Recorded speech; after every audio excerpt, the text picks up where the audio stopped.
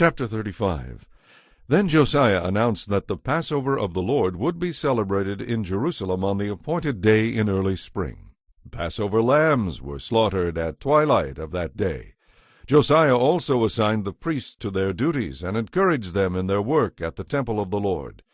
He issued this order to the Levites who had been set apart to serve the Lord and were teachers in Israel. Since the ark is now in Solomon's temple, and you do not need to carry it back and forth on your shoulders, spend your time serving the Lord your God and his people Israel.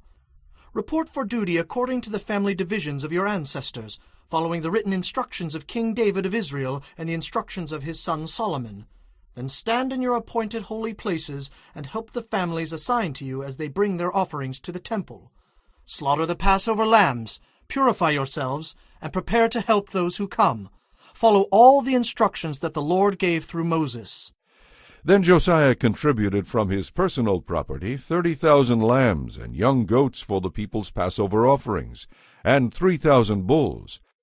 The king's officials also made willing contributions to the people, priests, and Levites. Hilkiah, Zechariah, and Jehiel, the administrators of God's temple, gave the priests 2,600 lambs and young goats and 300 bulls as Passover offerings.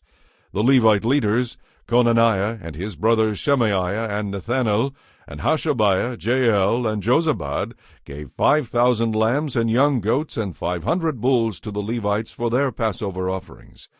When everything was ready for the Passover celebration, the priests and the Levites took their places, organized by their divisions according to the king's orders. The Levites then slaughtered the Passover lambs and presented the blood to the priests, who sprinkled the blood on the altar, while the Levites prepared the animals. They divided the burnt offerings among the people by their family groups, so they could offer them to the Lord according to the instructions recorded in the book of Moses. They did the same with the bulls. Then they roasted the Passover lambs as prescribed, and they boiled the holy offerings in pots, kettles, and pans, and brought them out quickly so the people could eat them. Afterward the Levites prepared a meal for themselves and for the priests, because the priests had been busy from morning till night offering the burnt offerings and the fat portions. The Levites took responsibility for all these preparations. The musicians, descendants of Asaph, were in their assigned places, following the orders given by David, Asaph, Heman, and Jeduthun, the king's seer. The gatekeepers guarded the gates and did not need to leave their posts of duty, for their meals were brought to them by their fellow Levites.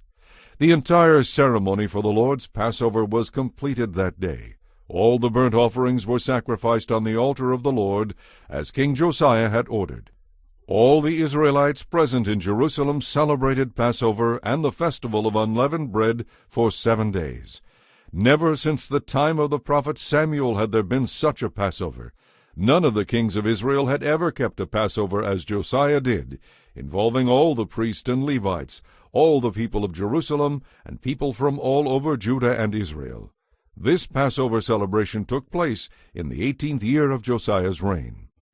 After Josiah had finished restoring the temple, King Necho of Egypt led his army up from Egypt to do battle with Carchemish of the Euphrates River, and Josiah and his army marched out to fight him. But King Necho sent ambassadors to Josiah with this message. "What do you want with me, King of Judah? I have no quarrel with you today. I only want to fight the nation with which I am at war. And God has told me to hurry. Do not interfere with God, who is with me, or he will destroy you."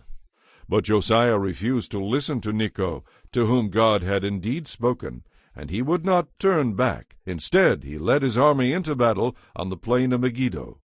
He laid aside his royal robes so the enemy would not recognize him. But the enemy archers hit King Josiah with their arrows and wounded him. He cried out to his men, "Take me from the battle, for I am badly wounded." So they lifted Josiah out of his chariot and placed him in another chariot. Then they brought him back to Jerusalem, where he died.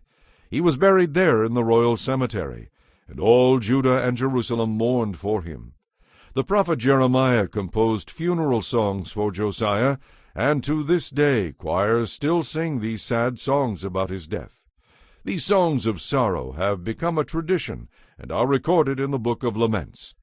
The rest of the events of Josiah's reign and his acts of devotion done according to the written law of the Lord, from beginning to end, are recorded in the book of the kings of Israel and Judah.